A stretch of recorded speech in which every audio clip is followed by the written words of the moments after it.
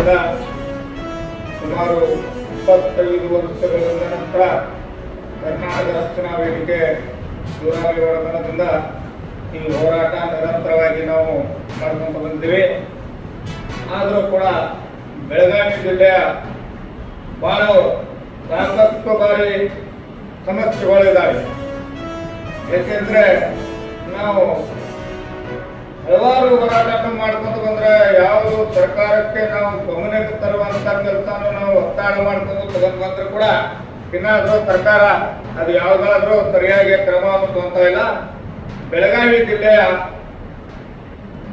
ಹಿಡ್ಕಲ್ ಡ್ಯಾಮ್ದು ಒಂದು ಜಲಾಶಯವನ್ನು ನೀರನ್ನು ನಮ್ಮ ಜಿಲ್ಲೆಯನ್ನು ಬೇರೆ ಜಿಲ್ಲೆಯಲ್ಲಿ ನೀರನ್ನು ತಗೋತಾ ಇದ್ರಂತ ಅದು ನಡಕ್ಕೆ ಒಂದೇ ಸಾಕಷ್ಟು ಮನವಿಯನ್ನು ಮಾಡಿಕೊಂಡು ಕೂಡ ನಾವು ಬಂಧನ ಮಾಡಿದ್ವಿ.